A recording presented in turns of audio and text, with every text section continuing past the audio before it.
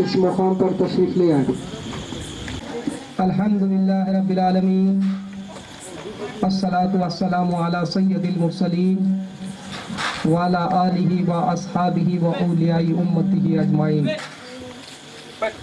अम्मा बाद, अऊज़ु बिल्लाहि मिनश शैतानिर रजीम, बिस्मिल्लाहिर रहमानिर रहीम।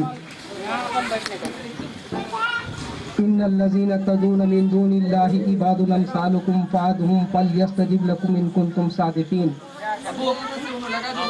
अलहुम अर्जुलुन यमशून बिहा अम लहुम ऐदिन यब्तिशून बिहा अम लहुम ऐनुन युबसिरून बिहा अम लहुम आज़ानुन यस्मऊन बिहा कुल उदऊ शुरकाकुम सुम्मा कीदूनी फला तुनज़िरून। इन्ना वलिय्युल्लाहुल्लज़ी नज़्ज़लल किताब व हुवा यतवल्लस सालिहीन। सूरह अल-अराफ की 154 ta 196 आयत अभी समाप्त फरमाई गई है आपके सामने। भाइयों, बुजुर्गों और दोस्तों, आज महमूद अली शाह रहमतुल्लाह अलैह के 8वें उर्स शरीफ के मौके पर शिर्क व बिद्दत की समझ के उन्वान पर नाचिस बात करने का आप लोगों से वादा किया था। वैसे तो नाचिस ना तो कोई आलिम है, ना तो कोई मुफस्सिर है और ना कोई फाजिल है, लेकिन करम है पीर का कि ज़बान कुछ बोलती है और बोलने के लिए मजबूर करती है। हालत हाजा में बहुत नाजुक जो मसला मिल्लत इस्लामिया के सामने है वो शिर्क व बिद्दत का है। ये बातिल 72 जमातों के पास शिर्क और बिद्दत दो बड़े हथियार हैं, तुम पकड़ लो हाथ में, जिसके जरिए से भोले भाले मुसलमानों को गुमराह किया जा रहा है। इसीलिए नाचीज ने सोचा कि जो फहम शिर्क व बिद्दत से मुताल्लुक़ वो रखता है वो अपने साथियों को, भाइयों और बुजुर्ग दोस्तों तक पहुंचाएगा। दरअसल बिद्दत जो लफ्ज़ है उसके लफ्ज़ी माने हैं किसी अनोखी चीज़ का ईजाद करना या कुशादगी करना या रद्दो बदल करना। इसको अंग्रेजी में अमेंडमेंट कहा जाता है। गवर्नमेंट जब कानून निकालती है तो वो कानून अगर जनता को फ़ायदामंद नहीं है या ज़्यादा लोगों को उससे फ़ायदा नहीं हो रहा है या जनता कोई उससे नाराज़ है तो वो अपने कानून में रद्दो बदल करती है। लेकिन इस्लामी कानून एक ऐसा कानून है जिसमें रद्दो बदल के लिए गुंजाइश नहीं है। हाँ, फायदे को ज़्यादा करने के लिए उसमें कुशादगी की जा सकती है। तो इस तरह से दीन इस्लाम में जो बिद्दत लफ्ज़ का इस्तेमाल आया है वो जलाला और हसना के तौर पे आया, यानी ख़राब बिद्दत और अच्छी बिद्दत। बिद्दत अच्छी भी हो सकती है और बिद्दत बुरी भी हो सकती है। इसके लिए दलाइल अहादीस से भी मौजूद है, कुरान से भी मौजूद है और मुहद्दिसीन के फतवा से भी ये बात साबित होती है। बिद्दत हसना उसको कहते हैं जिस काम के यानी जिस तरीक़े के ईजाद से या उसके कुशादगी से खुद को, खलकत को और मुसलमानों को फ़ायदा होता है, बेहद फ़ायदा होता है, तो वो बिद्दत हसना है, यानी अच्छी बिद्दत है। अब इसके बरखिलाफ जो काम ईजाद किया गया है या उसमें कुशादगी की गई है तो उस काम से ख़ुद को भी, खलकत को भी और मुसलमानों को भी अगर नुकसान पहुंचता है तो वो बिद्दत सय्या है, वो ख़राब बिद्दत है। तो इसके जवाज़ में अहादीस से मैं आपको 2 हदीस सरकार दो आलम सल्लल्लाहु अलैहि वसल्लम की, एक तिरमिज़ी शरीफ की सुनाऊंगा, फिर उसके बाद सही बुखारी और सही मुस्लिम में जो हदीस दर्ज की गई है सरकार दो आलम सल्लल्लाहु अलैहि वसल्लम द्वारा फरमाई गई बताऊंगा। पहली हदीस तिरमिज़ी शरीफ में सरकार दो आलम सल्लल्लाहु अलैहि वसल्लम फरमाती हैं, मन अहदसा फी अमरिना हाजा मा लैसा मिन्हु फहुवा रद्द। सरकार दो आलम सल्लल्लाहु अलैहि वसल्लम फरमाते हैं कि जिसने हमारे दीन में नई बात ईजाद की जिसकी असल हमारे दीन में नहीं है, यानी असल से मुराद जिसका बीज हमारे दीन में नहीं है, वो बात रद्द है। कौन सी बात रद्द है? जो बात हमारे दीन से ताल्लुक़ नहीं रखती है, जिसकी असल, जिसका बीज हमारे दीन में नहीं है, वो बात रद्द है। इसके बरखिलाफ जिसकी असल दीन में मौजूद है, जिसका बीज दीन में मौजूद है, वो बात रद्द नहीं होगी। ये बात भी इस सेंटेंस से जाहिर हो रही है। इस सरकार दो आलम सल्लल्लाहु अलैहि वसल्लम का फरमान जो था, उनके फरमान की ये शान थी कि जब कोई बात कहते थे तो एक ही बात में लपट के 2-4 बातें बोल देते थे। अब जो समझदार होता था उसको समझ लेता था, जो ना समझ होता था वो 72 फिरके बना लेता है। आप गौर कीजिए, मन अहदसा फी अमरिना हाजा मा लैसा मिन्हु फहुवा रद्द। वो बात रद्द की जाएगी जो नहीं है और हमारे दीन से उसका ताल्लुक नहीं है, दीन में उसकी असल या बीज नहीं है, वही बात रद्द, बाकी सारी बातें रद्द। एक और हदीस है तिरमिज़ी, सही बुखारी और सही मुस्लिम में सरकार दो आलम सल्लल्लाहु अलैहि वसल्लम फरमाते हैं कि वमन इब्तिदाउ बिद्दतुज़ ज़लाला, वमन इब्तिदाउ बिद्दतुज़ ज़लाला ला यरज़ाहल्लाहु व रसूलुहु। सरकार दो आलम फरमाते हैं कि वो जो दीन में नई बात को ईजाद करता है, यानी वो नई बात बिद्दतुज़ ज़लाला है, अगर जो वो ईजाद करता है यानी ख़राब बिद्दत, बिद्दतुज़ ज़लाला कहते हैं ख़राब बिद्दत को, ख़राब काम को जो दीन में ईजाद किया उसको फरमाते हैं कि अल्लाह भी पसंद नहीं करता और रसूलुल्लाह भी पसंद नहीं करता। अब ये सेंटेंस में आप गौर कीजिए कि वो काम जो बिद्दतुज़ ज़लाला है, जो खराब बिद्दत है, खराब बिद्दत को जो ईजाद करता है उसको रसूलुल्लाह भी पसंद नहीं करते हैं और अल्लाह भी पसंद नहीं करते हैं। अब देखिए इस सेंटेंस में पॉजिटिव बात छुपी हुई है, पॉजिटिव बात पे बुरखा पिनाकर आपने नेगेटिव बात को कहा है। यानी जो बिद्दत हसना की ईजाद करता है, बिद्दतुज़ ज़ला का अपोजिट वर्ड क्या है? खराब बिद्दत का अपोजिट वर्ड क्या है? अच्छी बिद्दत। खराब बिद्दत पैदा करने वाले को अल्लाह रसूल पसंद नहीं करते, तो अच्छी बिद्दत पसंद करने वाले को अल्लाह रसूल पसंद करते हैं। तो सरकार की ये शान थी कि जब कहते थे तो अनोखे अंदाज में कहते थे। यहाँ पर मैं एक बात आपको समझाने के लिए बताता हूँ। सरकार दो आलम सल्लल्लाहु अलैहि वसल्लम यूँ भी कह सकते थे कि जो अच्छी बिद्दत को ईजाद करता है उसको अल्लाह भी पसंद करता है, रसूल अल्लाह भी पसंद करते हैं, यूँ कह सकते थे। लेकिन क्यों नहीं कहे? क्योंकि अगर ये कहते तो लायक नालायक सबके सब किसी ना किसी नए काम की ईजाद में पड़ जाते हैं, नतीजा उनको भी नुकसान होता और दिल को भी नुकसान होता। इसीलिए डराना मकसद था, क्योंकि सब लोग साइंसदान नहीं हो सकते, सब लोग घोड़े नहीं हो सकते, सब लोग औलिया नहीं हो सकते। ये काम तो उन साइंसदानों का है जो दीन के साइंसदान हैं। ये काम तो उन गौस व ख्वाजा और औलिया कराम का है जो उम्मते मोहम्मदी के टेस्ट को ध्यान में रखते हुए, हालात को मद्देनजर रखते हुए, उनको राह रास्त पे लाने के लिए, उनके ईमान में तरक्की देने के लिए, उनको ईमान का धनी बनाने के लिए कोई ना कोई ऐसा नया तरीका ईजाद करते हैं जिससे खुद को, खलकत को और इस्लाम को फ़ायदा पहुंचता है। और उनका ईजाद करदा तरीका रसूलुल्लाह को भी पसंद होता है और अल्लाह को भी पसंद होता है। वो इसीलिए कि वो अल्लाह के रास्ते पर चलने वाले होते हैं। जो अपना होता है उसका हर तरीका पसंद होता है, जो पराया होता है उसका अच्छा तरीका भी हमको बुरा लगता है। तो अल्लाह वालों का ईजाद करदा हर तरीका रसूल अल्लाह को भी पसंद है और अल्लाह को भी पसंद है। तो मेरे भाइयों, बुजुर्गों और दोस्तों, मैंने साबित किया कि बिद्दत अच्छी भी होती है और बुरी भी होती है। अब इसके लिए फतावा में भी बात साबित हुई है।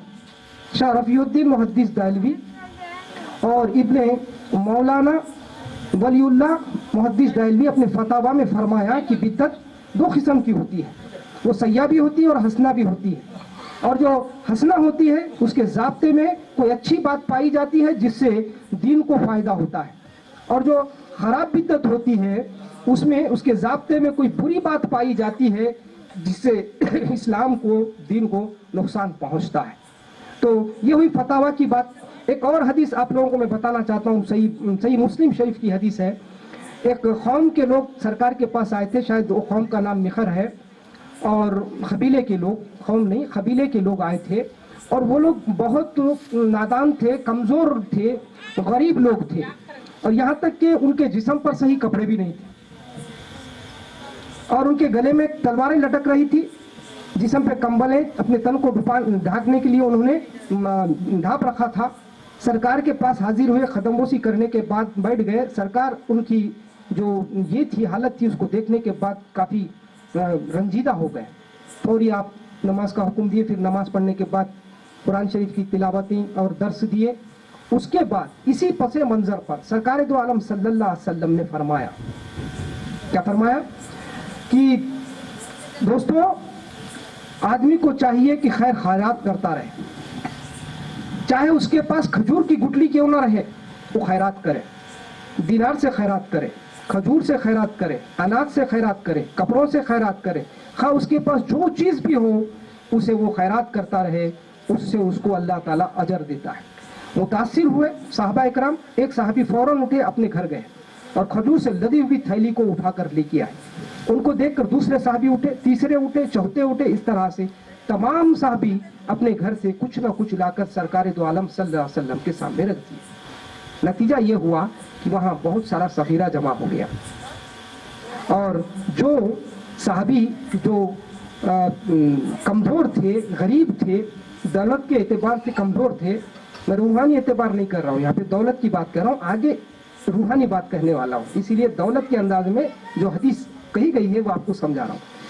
تو وہ دولت کے کمزور تھے, غریب تھے. صحابہ جو لانے والے تھے وہ بھی صحابہ ہی تھے, وہ دولت کے امیر تھے. ایک امیر صحابی غریب صحابی کو اپنے پاس جو دولت ہے اسے دے کر اسے دھنی بنا دیا. کیا دیا؟ سب نے کیا اشرفیاں دی؟ کیا سب نے کیا کھجور دیے؟ نہیں, کسی نے کھجور دیا, کسی نے دینار دیے, کسی نے کپڑے دیے, کسی نے اور کچھ دیے, کسی نے اور کچھ. اس طرح سے جو جس سے جتنا بن پڑتا تھا وہ لا کر وہاں پر رکھ دیے, ان کو دھنی بنا دیے, وہ چلے گئے.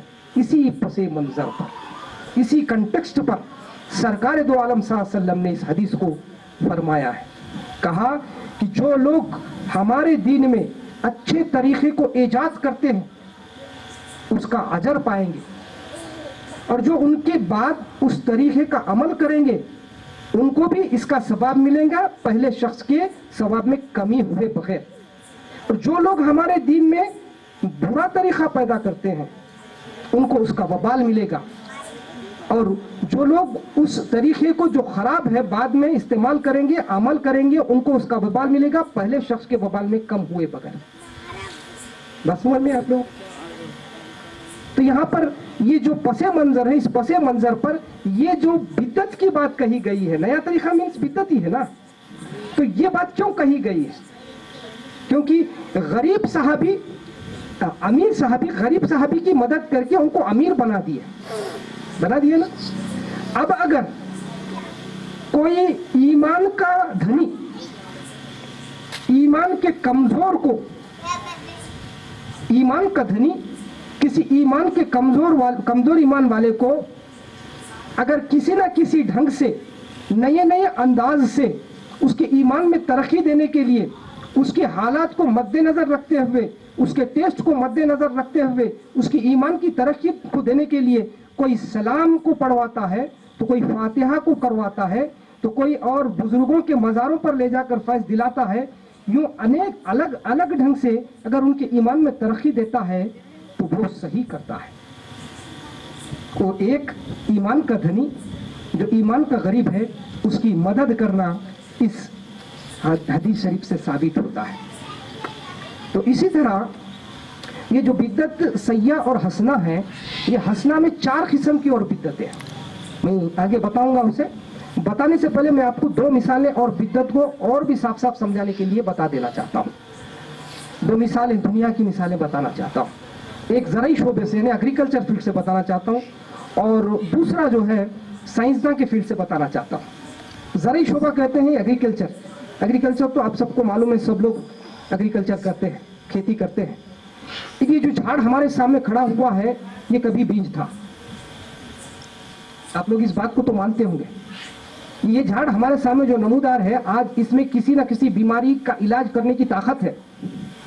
تو یہ کبھی بیج تھا اور وہ تخم بنا, پھر وہ پودا بن کے ہمارے سامنے جھاڑ کی شکل میں نمودار ہوا نا.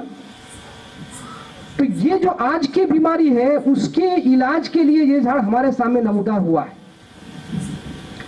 تو اسلام میں کچھ ایسے بیماریاں آج روحانی بیماریاں امت مسلمہ کو گھیری ہوئی ہے جو صحابہ کے دور میں نہیں تھی. بھائی بیماری رہیں گی تو دوا ایجاد ہوگی نا.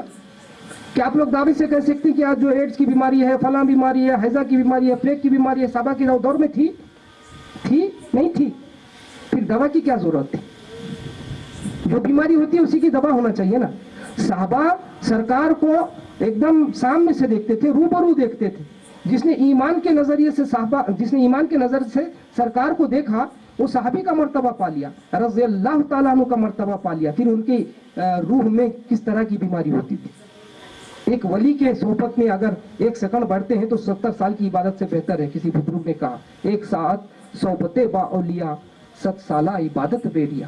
ایک ساتھ صحبت با اولیاء 7 سالہ عبادت بیریا.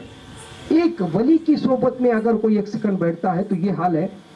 تو وہ رحمت العالمین تھے, حبیب رب العالمین تھے. ان کی صحبت میں بیٹھ کر روبرو جب وہ دیکھتے تھے تو ان کی روحانی کس انداز میں تھی اور ان کی روحانی کیفیات کس انداز میں تھی, یہ اور بتانے کی ضرورت نہیں ہے. اور یہاں تک بھی مفسروں نے بیان کیا ہے کہ سرکار دو عالم صلی اللہ علیہ وسلم اور ابو بکر صدیق رضی اللہ تعالیٰ, سرکار دو عالم صلی اللہ علیہ وسلم اور جبرائیل علیہ السلام کے بیچ میں جو بات چیت ہوتی تھی اس کو ابو بکر صدیق رضی اللہ تعالیٰ عنہ سنتے تھے, سماعت فرماتے تھے. صحاباؤں کا وہ عالم تھا ان کی روحانی کیفیات کا. ان میں کوئی روحانی بیماریاں نہیں تھی. ان کو اس وقت انڈا کھانے کی ضرورت نہیں تھی, لیکن ٹی بی کے مریض کو آج انڈا نہیں کھایا تو مر جاتا. آج جو بیماریاں امت مسلمہ کو گھیری ہوئی ہے ان بیماریوں کا علاج بھی موجود ہے, لیکن یہ لوگ کیا کر رہے ہیں معلوم, بیماریاں ہے تو ہے مگر وہ مکروہ ہے, وہ بدعت ہے, وہ بدعت الضلالہ کہہ کے روکا چاہ رہا ہے. تو جو باتیں آج جیسے میں ابھی آپ کے سامنے بتایا, سلام سمجھو یا فاتحہ سمجھو یا نہیں تو اب کسی ریاضت کوئی کسی قسم کے ذکر و اذکار سمجھو یا ریاضت سمجھو, تزکیہ نفس کی بات سمجھو, یہ جو بھی باتیں بزرگان دین کی ایجاد کرتا باتیں ہیں, یہ باتوں کی ضرورت اس وقت نہیں تھی, لیکن وہ دین میں موجود ہے بیج کی شکل میں. کتاب و سنت سے یہ ثابت ہے باتیں.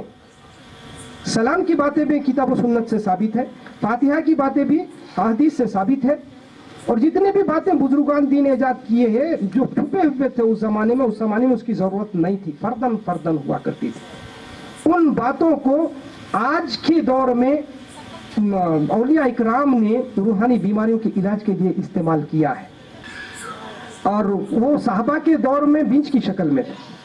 بعد میں تابعین اور تابعین کے زمانے میں وہ تخم بنے, ائمہ کے دور میں وہ پودا بنے, اور اولیاء اکرام کے زمانے میں وہ جھاڑ بن کر ہمارے روحانی بیماروں کا علاج کر رہے ہیں. اور باطل جماعتیں اس کو بدعت کہہ رہے ہیں. یہ آج بیماری ہے تو وہ بیماری کا علاج بھی ہونا چاہیے نا. آج کی بیماری کا جو علاج ہے, آج کی بیماری کی روحانی بیماری کا جو علاج ہے وہی بدعت حسنہ ہے. اب میں آپ لوگوں کو